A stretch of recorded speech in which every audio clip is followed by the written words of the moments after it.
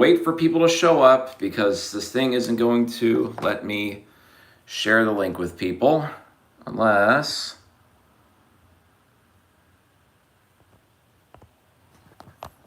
See if I can do it this way.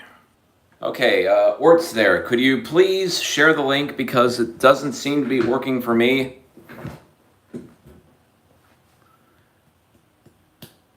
Unfortunately, I did not run into any of these problems last week.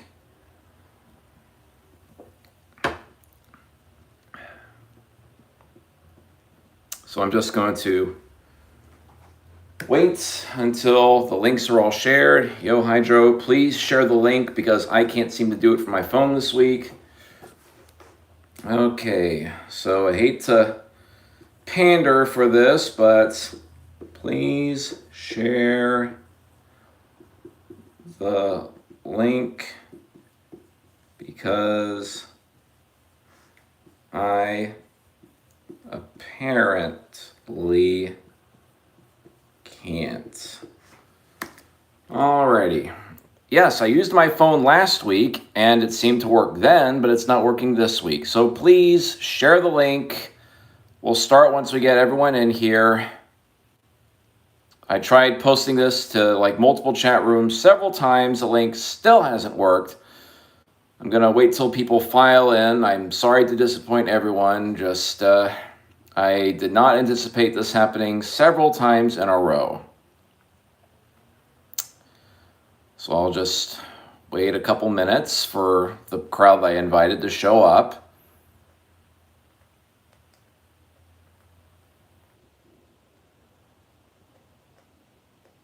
Yes, Hydro, I'm using a phone instead of a computer because over the years I've kind of developed a phobia of turning on my computer due to all the trauma that I went through in the past several years. Hold on, I need to pick up my phone to link this in another chat.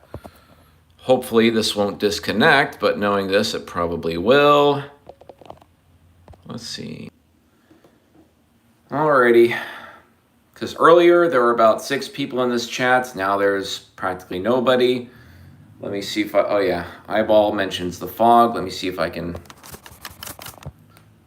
Okay, it's a little less grainier here. I think that's Nanashi right there. Wouldn't be more convenient to have a computer? Yes, but I've built up an anxiety over using computers, so... But luckily I'm doing this, so... It's slowly getting me there. Let's see. It's the same thing, but without a keyboard and on a smaller screen, basically. Okay, we got 5 people here, so... Okay, so I guess we can finally start the discussion. The history of classical narratology. And I have my notes written over here behind the screen, so I guess that's one important thing. Okay, so the history of classical narratology, which was termed by, let's see, Theodore Todorov, I think was his name. We'll get to him later, but the history begins with the Russian formalists back in the 1915s, 1915 to 1920. The first people to come up with, I guess, a science of narrative was Viktor Shklovsky, or however you pronounce his name. It's spelled S-H-K-L-O-V-S-K-Y, Shklovsky or something. And he was one of the first people to come up with the differentiation of a fabula and a chizé. The fabula is what is told in the story, and the chizé is how the story is told. It's how you can have the same story told in 2 different genres, in 2 different styles, how you can use flashbacks, flash forwards, how there's many different variations on classic folk tales. Meanwhile, him and fellow Russian formalist Roman Jacobson came up with this idea of defamiliarization. It's the idea that the best writing, in their opinion, was it took familiar concepts and it portrayed them in new lights. For example, if I were to describe the soda can, I could go with the direct route. It is a soda can, or I can call it an aluminum cylinder, a beverage container, a cold cup of liquid sustenance. It's where we get all the metaphors and what's the word I'm looking for? Hyperbole. There's gerunds. That's the word I'm looking for. Gerunds. Like calling an ocean a watery road.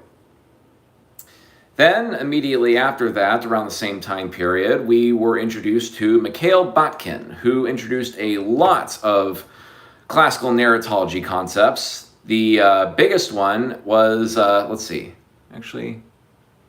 Actually, they're all kind of equally important. Let's see where to start. If you have any questions, just ask right now while I try to gather my thoughts. Because again, it's a discussion, not just a one-sided thing. It's just the discussion's all happening in the chat.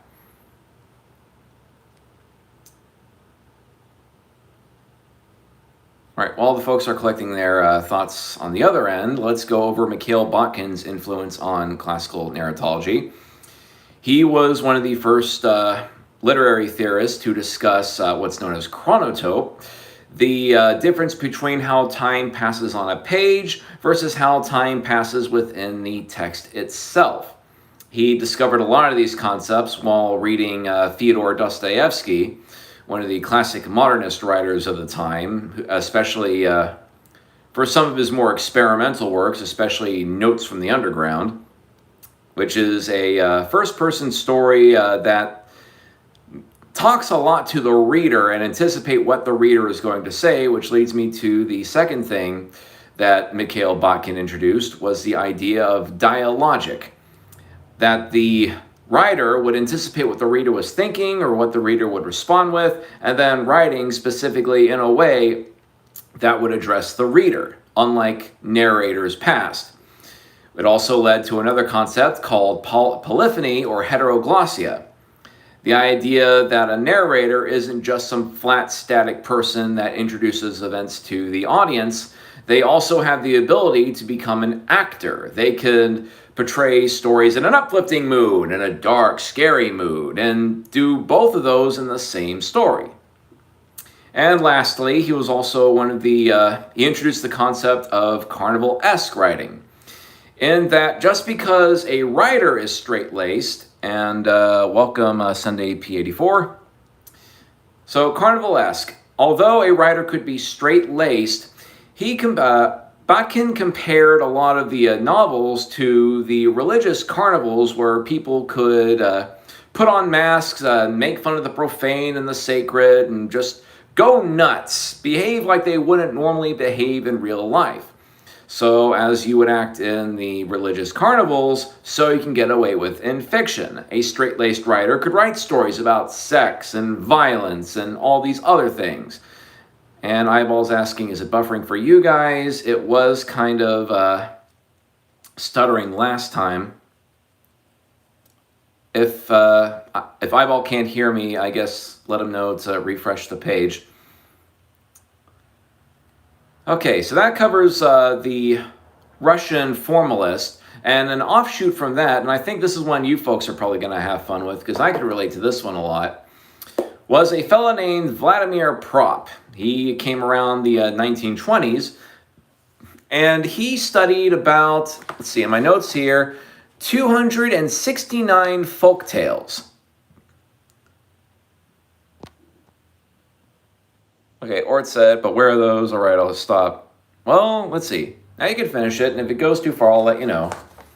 Okay, so Vladimir Prop, he studied 269 folk tales, and he found that basically every folk tale had the following 31 tropes and 6.5 characters in common.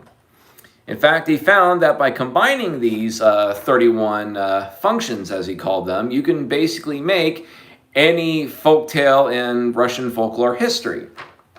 In fact, if I read them for you, I am basically describing every folk tale in existence. The 31 functions are: function number 1, absentiation. The hero has to leave home. Number 2, interdiction. A prohibition is given to the hero.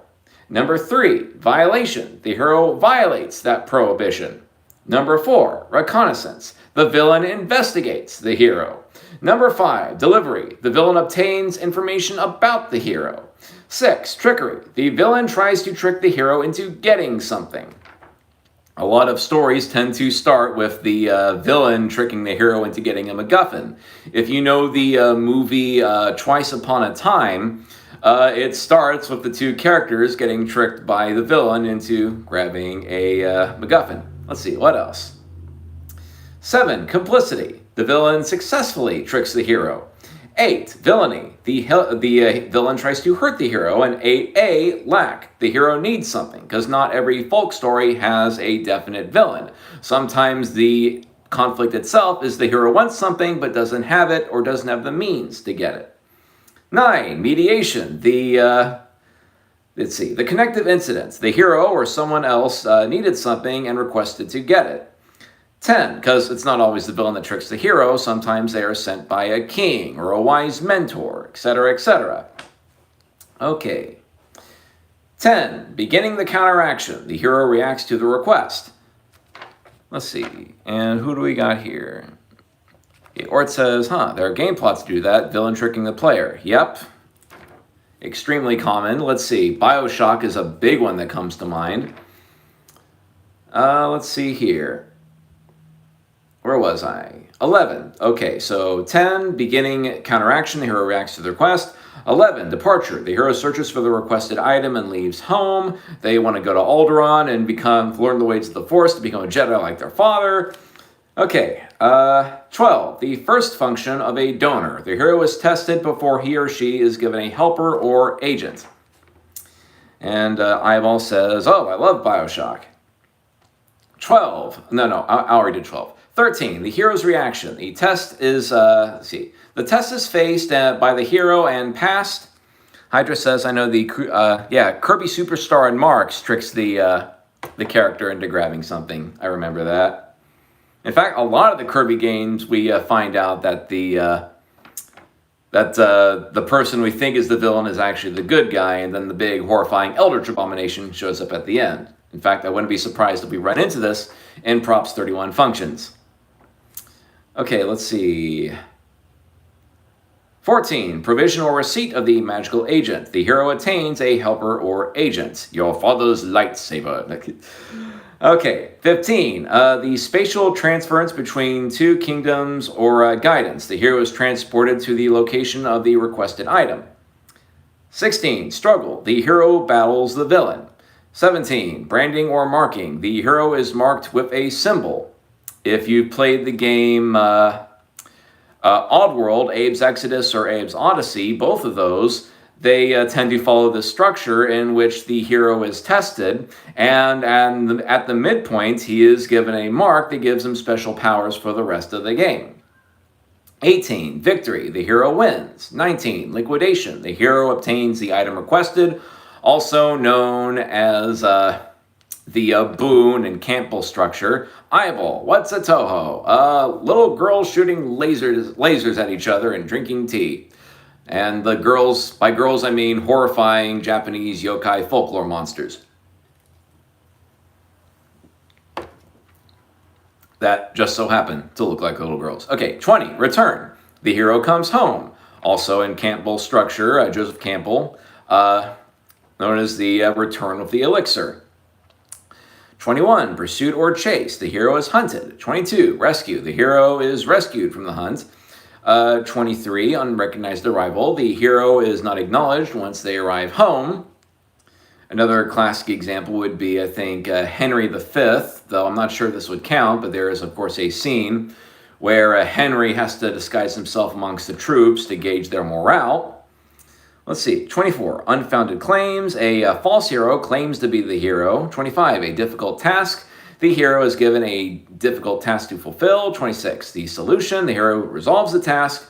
27, the recognition. The hero is recognized. 28, exposure. The hero is revealed, and the false villain is also revealed. Transfiguration. 29, the hero is transformed with a new look. Usually they're given a new fancy new outfit, or they're crowned king or something, which I think might be coming up. No, that still counts as transfiguration. 30, punishment. The punishment befalls the hero. 31, the wedding. The hero is rewarded and married within the the hero is rewarded, married, and rules the country.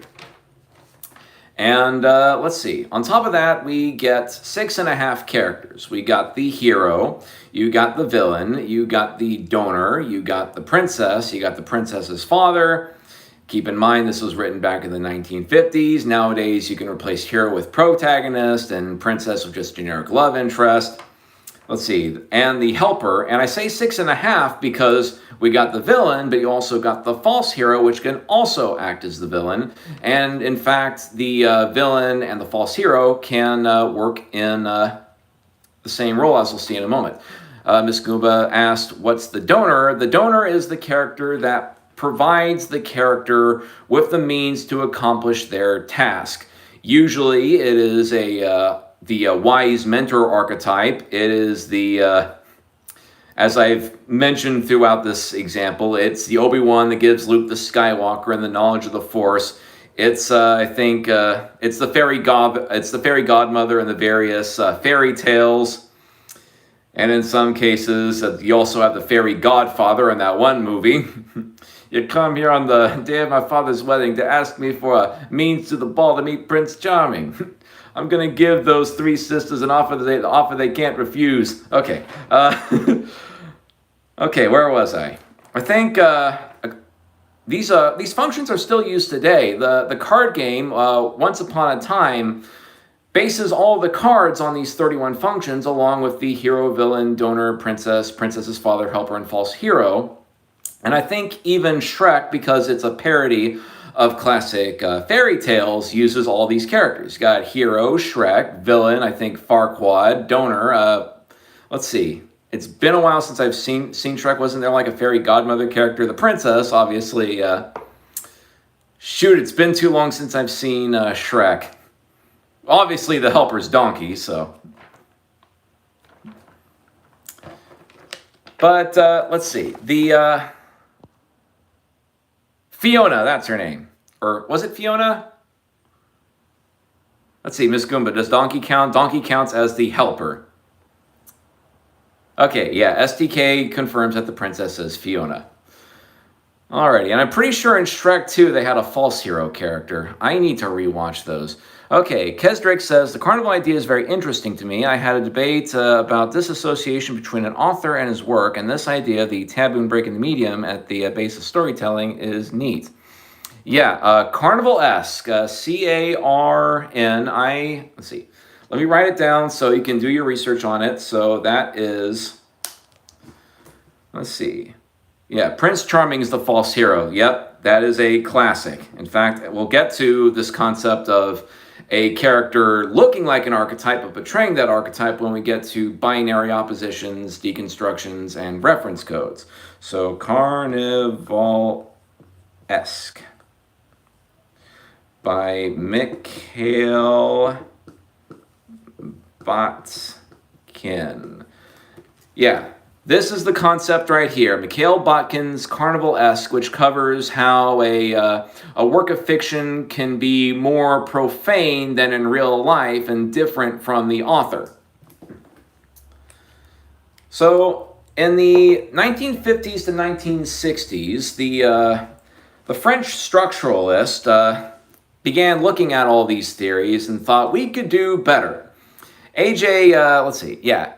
Graymoss, I'm not going to say what the A and the J stand for because I'm already having a hard time pronouncing his last name, came up with this idea of the actants. And I did this on the previous stream, but I'm going to do this again. Let me write this down. Let me just check the chat. Let's see. Okay, so subject, object, sender, receiver,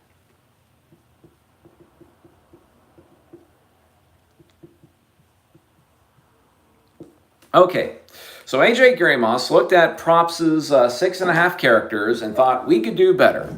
And using the power of semantics and semiotics, the study of the relationship of symbols and their meanings, he came up with this, the actant model. So instead of the hero, we just have the subject. Instead of the princess, we now have the object. The character, this, wants this, or whatever this represents. In fact, if you read Japanese like manga writing books and anime guides, if you can translate them from Japanese, they usually tell you that the ideal love interest is what the character wants to be, their ideal, that sort of thing. So they very closely follow this subject-object relationship. Of course, the object doesn't necessarily have to be a love interest. It can also literally be just an object. Or in using Campbell's archetypes, we have the ideal self, what the character wants to be like. So you don't even need a typical romance story. Eyeball asks, like Berserk, you'll have to elaborate on that one. So while you type that, I'm going to continue here. And there are two characters that can either help the subject or oppose the subject. You have the helper and you have the hinderer, or as I wrote here, the villain. So the helper can come in many different flavors. You can have the friend, the ally, the mentor. You can have the sour supporter. The opposer doesn't even necessarily have to be a villain. It could be someone in friendly competition, or a character that doesn't even know. They don't even know each other, and they're just competing for the same goal. Or it could be someone who's a friend, but their actions are getting in the way of them getting to whatever the object is. Meanwhile, up here, the donor has been just replaced by the sender. Now, not every story is going to have a donor in the classical sense. Sometimes the character is blackmailed into going into the plot. A classic example, well, not a classic, a modern example, an anime example would be the plot to I'm a Chunibyo, but I still want love, in which the character is blackmailed into helping a Chunibyo, someone with second-year middle school level delusions, to solving their problems. So we don't have a donor, instead we have a blackmailer in the center. Of course, you can always have, like the typical in James Bond stories, in fact, I think even uses, like A.J. Gramos uses James Bond. It was either him or Jeanette uses James Bond as an example. It always starts with Q and M giving James Bond the mission and all the gadgets and stuff. Okay, STK says, isn't Wreck-It Ralph another example? And Ort says, Megamind, we have a supposed villain as the protagonist. Okay, I think with that, we'll probably cover that once we get to binary oppositions, but those are, yeah, the classic heroes. Let's see. SDK says, I remember where some heroes get betrayed by the superhero in some movies I've watched. Yeah, that would count as the false hero, which again would count under here. And of course, nowadays we can have people who were once villains become helpers, and people who were once helpers become hinderers. The face heel turn, heel face turn. Let's see. I've been playing more video games and watching movies, so I have to really brush up on all my references. So I'm mainly using a lot of examples that I know. So if you have the examples, I say post them in the chat, and chances are they will probably match up to what I'm saying here. As I said, I don't want this to be a one-sided discussion. I want the chat to also have their input. So I say give examples, and I can, I guess, back you up if they match. And of course, let's see. So I've covered the helper, the hinderer, the subject, the object, the sender, but we also have the receiver, the character that benefits from the subject getting to the object. And sometimes it's the town that needs to be saved, or in Robert McKee's book on action genres, you have the hero, the villain, and usually a victim. The victim can either be the object or the receiver, and the different characters can occupy more than one role. Sometimes the character who is the sender is also the helper. And as I use the Star Wars example, Obi-Wan's not just the sender, but he's also getting into the trenches, disabling the Death Star tractor beam, and fighting Darth Vader. Another thing that A.J. Gramos came up with, which I also covered on the last stream and is super useful for coming up with character cast, settings, and pretty much everything under the sun, is the Semiotic Square.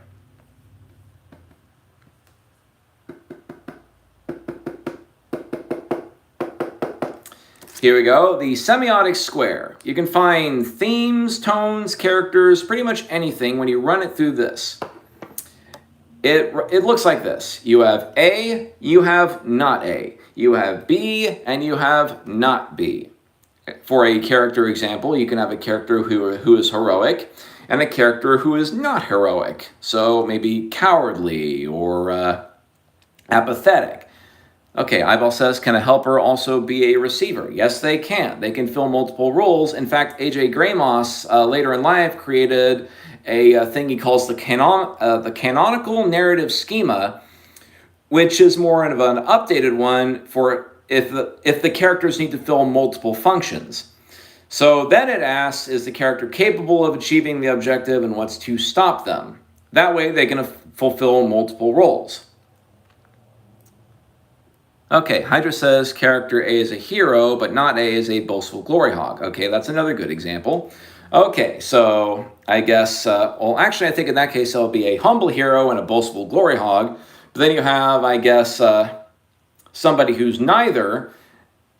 And then I guess down here, not B, could be somebody who takes others' achievements. There's really no limit to it. And as the deconstruction movement that would come later on would say, you know, not everything has a direct binary opposition. Because as we saw in the chat, I use the example hero and villain, but then there was like humble hero, braggart hero, or even humble hero, braggart villain, or let's see, hero, apathetic. There's really no limit to it. This is mainly a tool, but at the end of the day, Gramos was mainly using this to dissect themes that were common in all the stories at the time. Robert McKee, in his book Story, uses this example. We have the good, the bad, the neutral, and the negation of the negation, which is often something really bad. So in a crime story, you have justice, you have injustice, you have unfairness, and then you have tyranny, where right makes might, and those with the power control the laws. Or another example for love stories he uses is you got love, you got hate, you have just ignoring the person, or self-hate, or fake love. Again, there's no limit to it. Okay.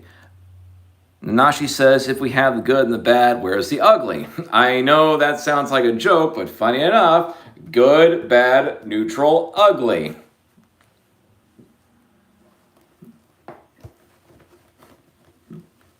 But of course, the good, the bad, the ugly, and the I don't care, doesn't really make for a good title.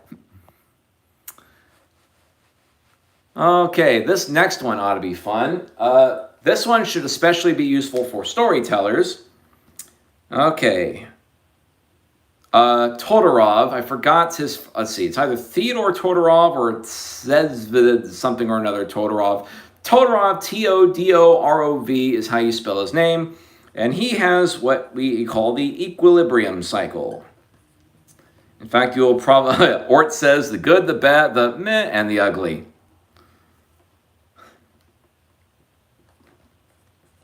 So this next thing I'm currently writing on my little board here is probably the most useful to people watching this wanting to learn to write.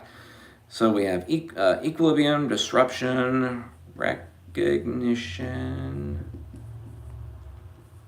repair.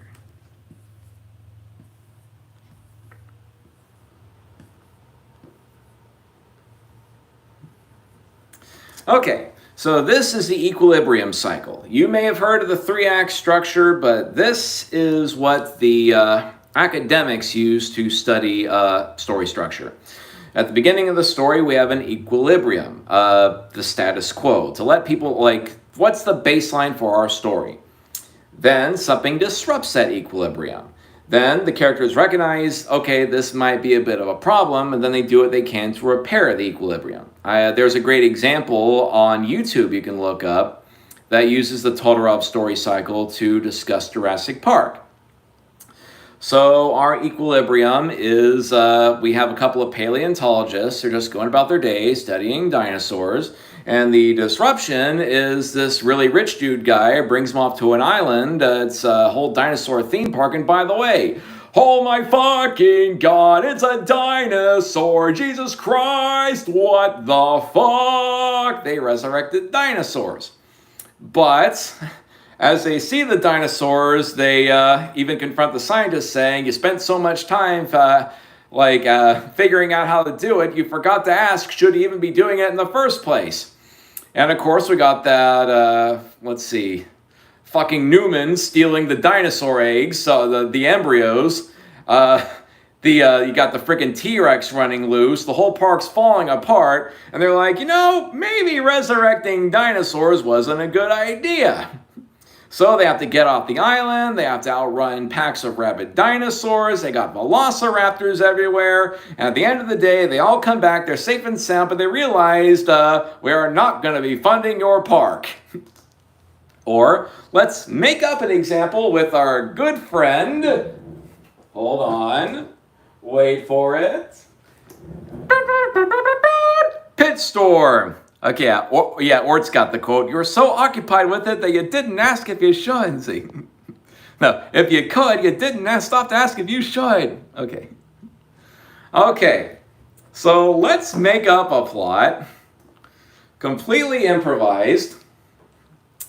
Okay, let's pick a character. I'm going to show you two cards, and I'm going to angle them so I can't see them. And I want you to pick one or two so I can see the chats. Okay, this is one, this is two. One or two. One or two. So I'm going to improvise a plot. We got 1-2 by Zephin. Okay, we got 2 2s. Okay, so all for 2, I'm going to put this one card over here, and I'm going to set this aside. Now let's pick a plot. I'm going to randomly pick out of this drawer, and I'm going to ask you. Okay, so it's time to pick a plot. If I can get my finger out of the way. I can barely see it, don't you worry. So we got, hold on. Okay, 1 or 2. 1 or 2. We got 1 for 2. 2.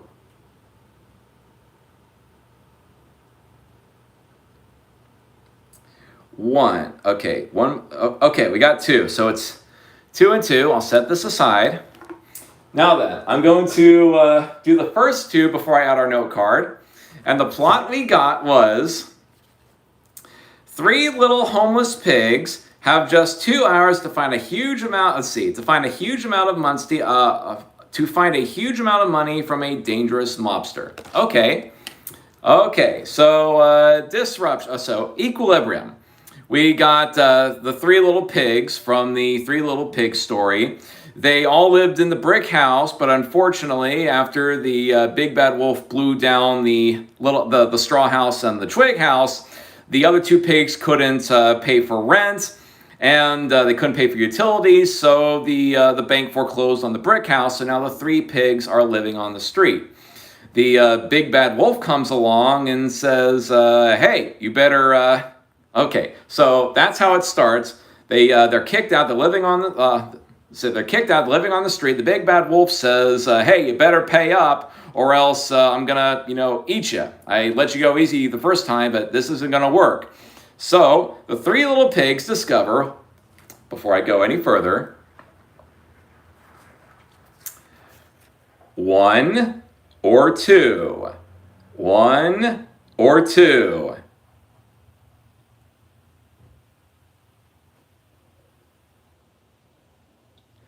1 or 2. We got 2 for 2. 1 for 1. Okay. 2. I'll set this one aside. I think it needs more aliens, but not dumb aliens, cool aliens, Okay, so the 3 little pigs, they're out of work. The big bad wolf, they still need a lot of money, but then they see a couple of aliens have landed nearby. So they decide, you know what, the aliens, they don't know much about Earth culture. We gotta con them out of their money. And we only have, just 2 hours to do it. So they go meet up with the aliens. They're driving Ferraris, but they have They're also wearing like members-only jackets, which had only been cool in the 80s. They're saying old-fashioned slang like, that's the bee's knees. And the pigs are like, hey, can I interest you in cryptocurrency? But as they start cunning the aliens, they realize, these are dangerous aliens with ray guns. They're like, yes, we're only one being pissed off away from just annihilating this whole species. So let's see. Eventually, the pigs realize they're in over their heads, and let's see, they decide to just not steal the money, they just steal the weapons, and they go and just murder the big bad wolf, and now they're living in the big bad wolf's house. But now the aliens have decided they're going to do a turf war, so we have a new equilibrium. Now the pigs are out of the frying pan and into the bacon fryer, so to speak, because now they're in a gang war with aliens. That work for you? Okay, that's kind of a corny example, but let's see. STK says pigs playing Splatoon. Let's see, Ort says, well, technically they are immigrants just from another planet. Let's see, let me put this card away. Let's put this card away. And let's do one more. A misunderstood troll living under the bridge goes undercover as a flamenco dancer to hide from the mob. We love it, but we need to split this into 3 movies. What would part 1 look like? I guess the misunderstood troll, he's living under the bridge. Suddenly somebody introduces him into flamenco dance, and he ends up climbing the flamenco dance corporate ladder, or however that works. And suddenly he's owing money to the big bad wolf. So he tells the pigs to go after him.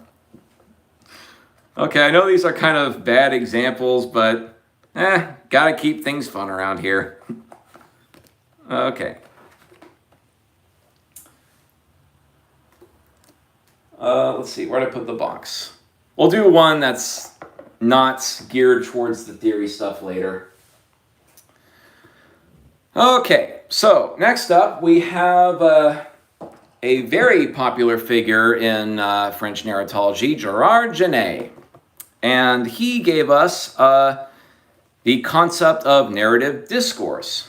In that earlier, when we had the Russian formalists, they were talking about the fabula and the shizé. If Todorov was the art of the fabula, then Gerard Janae would be the art of the shizé.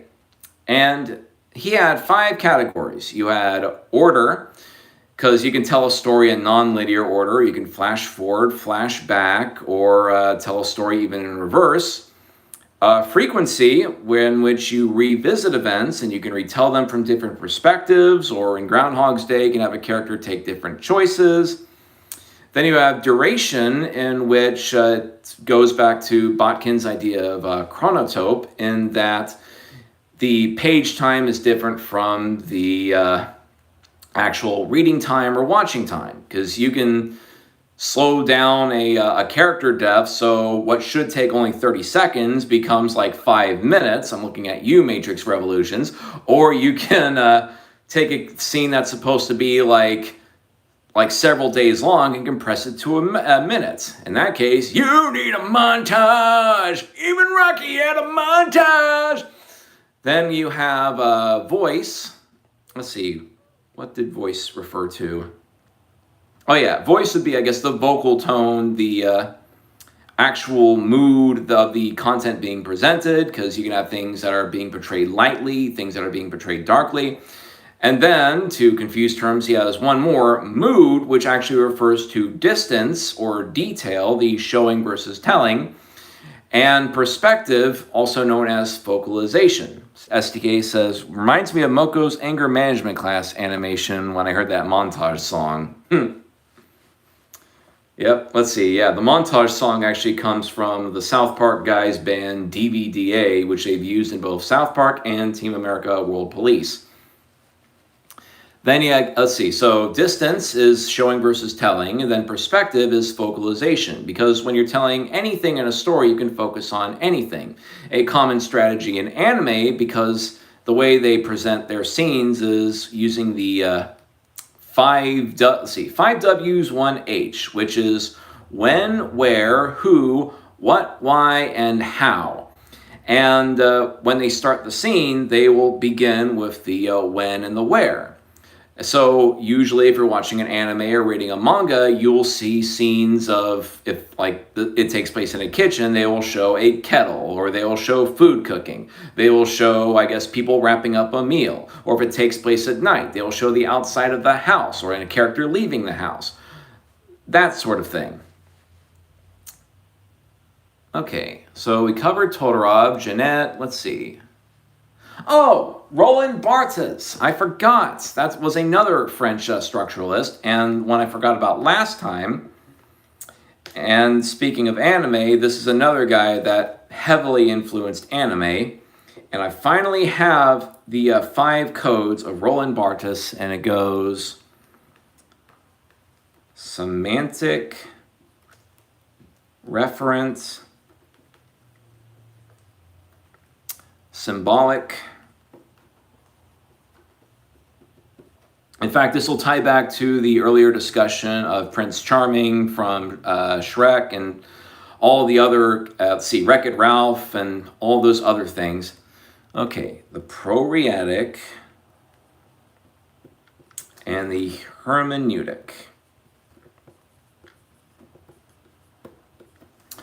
Okay, so the 5 the 5 semic codes of Roland Barthes. We have the semantic code, which is the literal, the objects that you actually use in your story.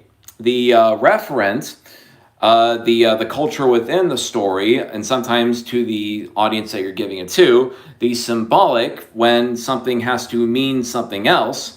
And all these are ordered either in the proreatic code or the hermeneutic code. The proreatic code is what happens and in what order, while the hermeneutic code is the order in which the audience learns the information. Now, the example I used last time was this idea of how in a lot of anime, and especially Arxis fighting games, you will have something with an obscure name like the climax burst trigger, with which we're using, let's see, because if we use climax burst trigger, that's scary language, that's a semantic code, and reference, if people are scared of it, then we know that people are afraid of it from the connotations. But hermeneutically, we don't know what that is, and we have to see the events as they unfold, the proreatic code, to figure out what that is. And when we finally do, then this code, the hermeneutic code, is finally solved.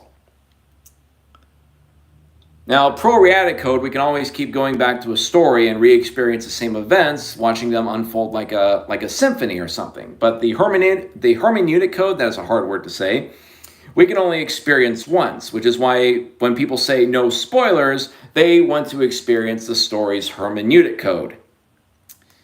So when we talk about Prince Charming, Wreck-It Ralph, Fix-It Felix, we're talking about the semantic, referent, and the symbolic codes. Although they may look like villains or may look like heroes, like in the referent code, we understand symbolically or semantically that's not the case, especially as the story unfolds. Any questions about this so far before I set up the next one?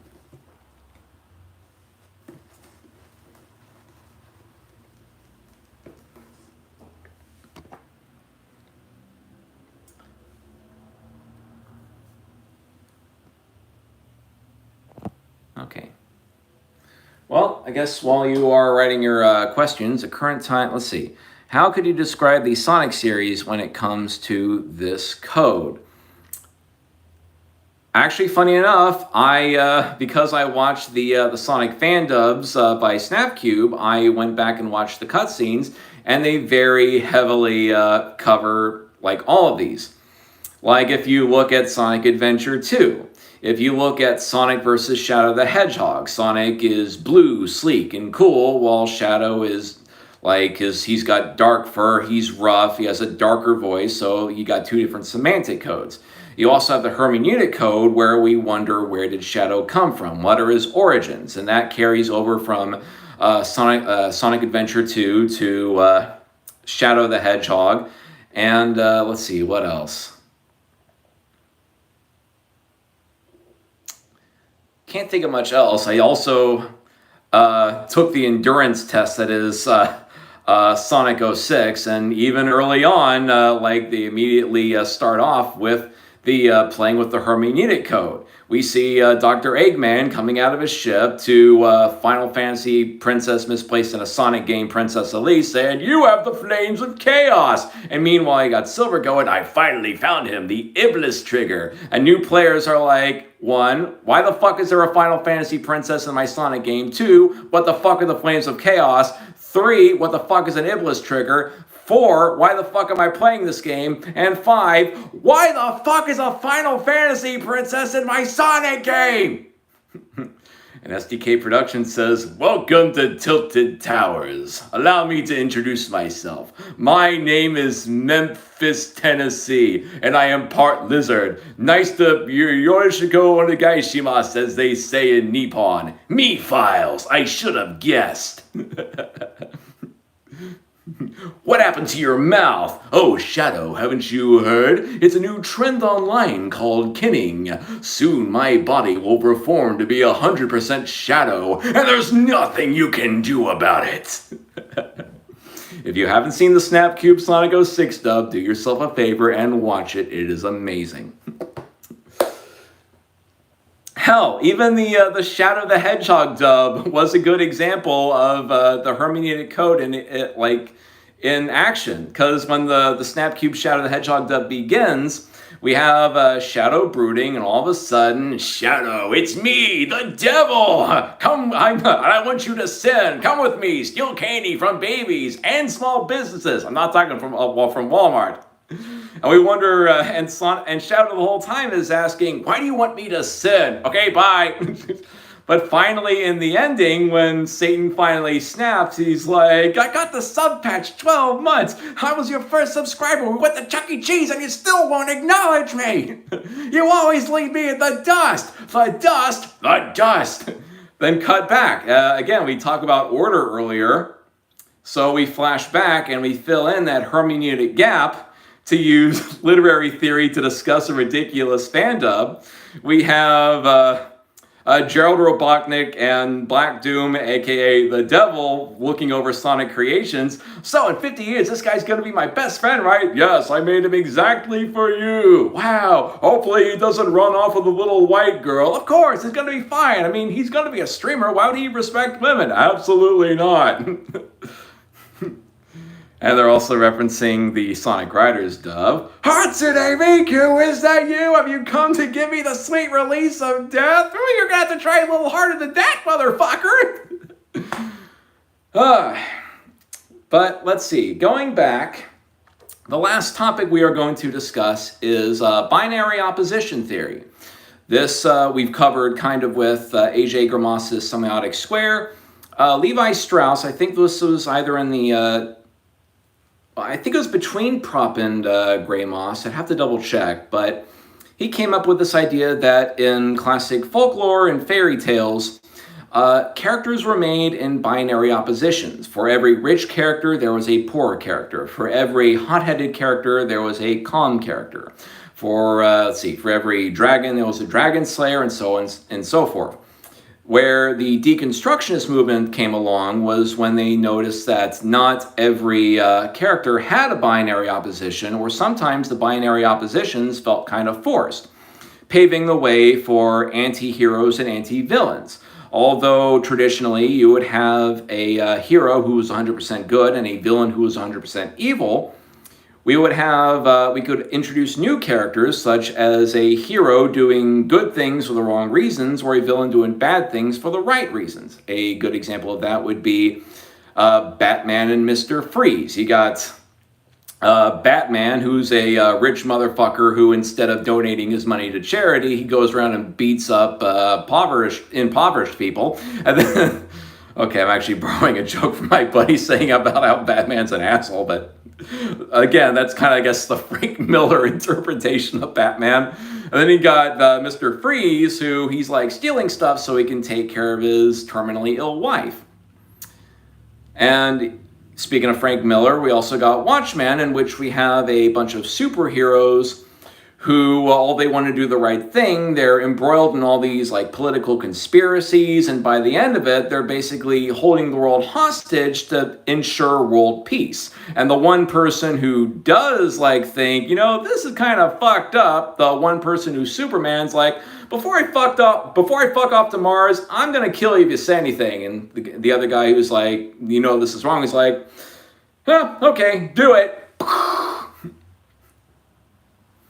So that about covers all the topics. The current time is 7:08, so we're about finished at the time we normally would. So I guess one more round of solo pitch storm to thank all the people who stuck around.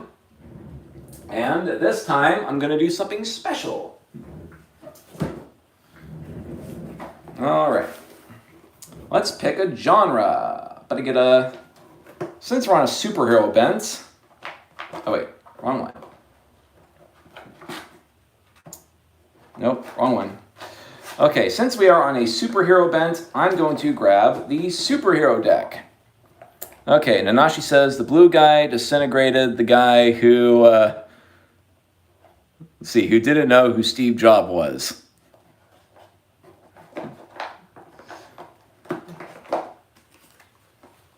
Okay, so I got the superhero deck. So let's play a little round of Superhero Pitch Storm. So I'm going to show you a character and you're going to vote 1 or 2. So let's see, where are the character cards? Okay, here we go. Character cards. Not looking.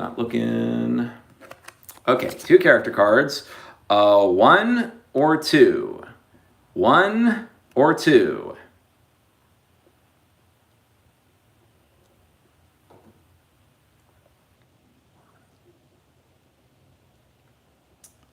And instead of giving you a whole plot, I'm going to do a pitch like I did last stream. Okay, we got 3 for 2, it looks like. So I'm going to set that aside, set this aside. And now let's put our character in a plot. Let's grab 2 plot cards.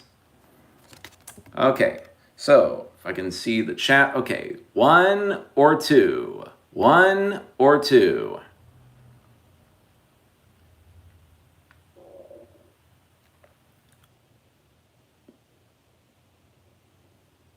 We got 1 for 2. 2. Okay, unanimous 2. Okay. This trailer was approved for all audiences. A super soldier from the past, searching for a new purpose, fights crime and prejudice in a society that fears them. Fights crime and prejudice in a society that fears them. Okay, let's see. How do we piece this one together? Okay, super soldier from the past, finding a new purpose, fights crime and prejudice in a society that fears them. Okay, yeah, Eyeball says this basically describes Captain America, but I don't want to piggyback off of that. Crap. This one's got me thrown for a loop. I got writer's block on this one because I just can't, I can't feel like everything I do is going to be a Captain America ripoff. Okay. So we open up. It's a refrigerated vault. Okay. He was one of the best soldiers back in, let's see, the Falcon Island Wars. Oi, mate, what year is this? It's the year 2005. Oi, it's been like, I don't know, this is a really terrible accent. But he wasn't ready for the world. So let me get this straight. I can't get on this plane unless I go through like 30 different security checkpoints. That's the rules now. Welcome to post 9/11 world. I have to fight this injustice. I fear you because you're from a slightly less chaotic time. This summer... Okay, time to add the twist. 1 or 2. 1 or 2.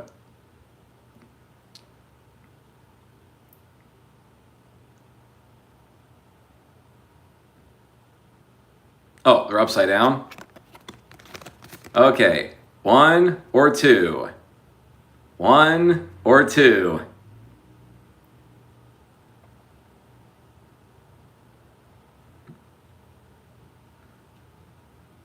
We got 1 for 2. 1, 1.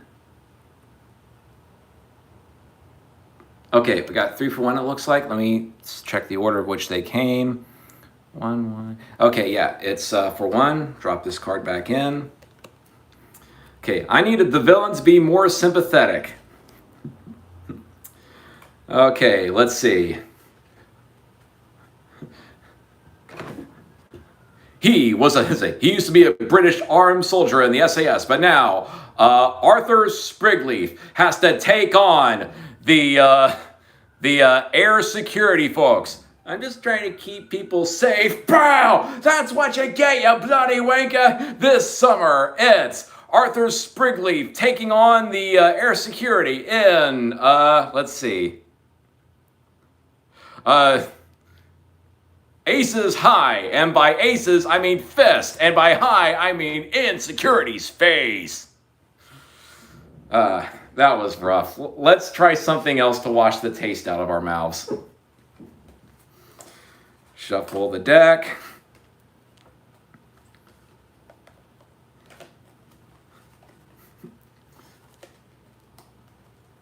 Okay. 2 new characters. 1 or 2. 1 or 2. If the last stream is anything to go by, the second pitch will probably be way better. We got 1 for 2. 2 for 2.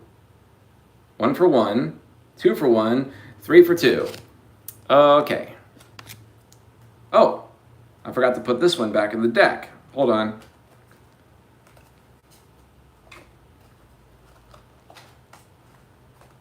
Okay. Looking away. Okay. 1 or 2. 1 or 2.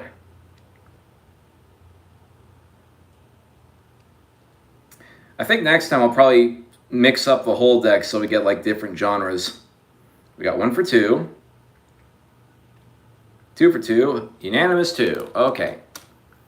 So we got the king of a secret African techno-utopia fights aliens. I feel like if I do this entire thing with the superhero deck, I'm just going to get nothing but freaking, yeah, that's Infinity War. Yeah, okay, I think I'm going to have to mix things up if I'm going to get like original plots. So give me 1 second. I don't want these to be knockoff Marvel movies. Okay, I have an idea. Okay, let's grab this deck. And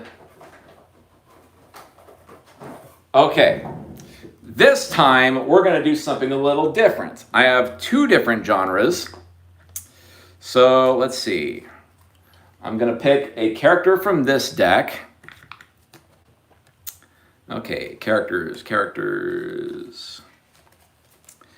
1 moment, folks. We started our stream with technical difficulties. We are going to end our stream with technical difficulties. Okay, so those are our character options. These are our plot options. And these will be our notes. 1, 2. Okay, this ought to be our grand finale. I have carefully, randomly picked 3 different genres. Okay, better 1 or 2. 1 or 2. Trying to make sure you can see it without actually reading the thingy. Okay. Hydra says they should just use pitch storms so they can please the Disney lords. We got 1, 1. Okay, unanimous 1. Set this card aside. Okay, now the plots. This should be radically different this time.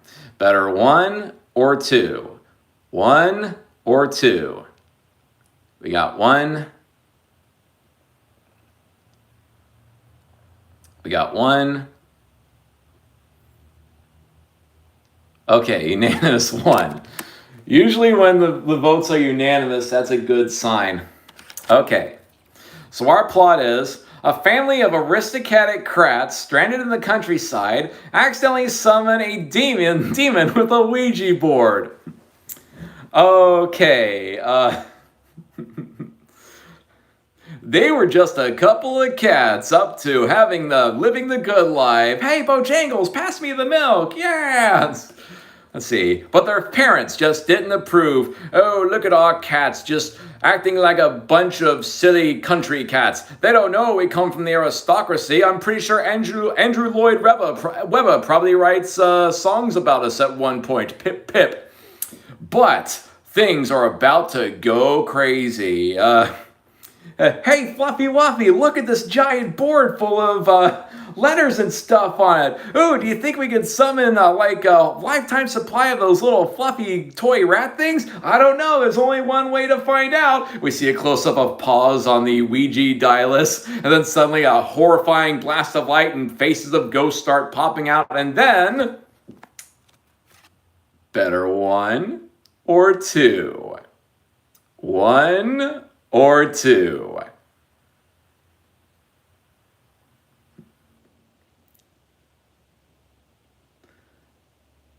How will our demon summoning by Fluffy Wuffy and Bojangles turn out? Okay, unanimous, well, mostly unanimous ones. Okay, what do we got? But what if this is a love story and only one of them was immortal?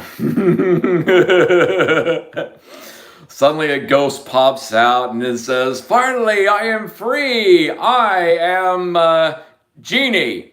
Your name is just Genie? Yeah, Genie the cat. And then suddenly we get a close-up of Fluffy Wuffy. She's got like hearts in her eyes, and Genie turns towards Fluffy Wuffy. And cut to later, Bojangle tells her, "You can't fall in love with a ghost. He's a ghost. I don't care." And then cut to the parents. "Are you seriously going out with a ghost? Do you know how much money ghosts have? None. They're dead. They're not supposed to have money." Then meanwhile, Genie's like, "I don't care if I live well. I don't care if you only live for a couple years and I live forever. I'll make this love last for a lifetime." And then you hear in the background, the two of them start dancing like cats. And in the background, Elton John's, "Can you feel the love tonight?" This Valentine's Day, 2024, because this one already passed, you are going to experience 9 Lives Too Little. Directed by, let's see, Tyler Perry trying to experiment for once. Okay, there we go. That is our plot. Okay, after all that, we can finally rest easy. Oh, I thought of a tagline too. This Valentine's Day, catcalling works, but only for the dead. Or something. Alrighty, with that, I will see you all later. Have a good night. Hope you learned something, and I apologize for all the technical difficulties. See you all later, and I'll see you in the next video that I upload.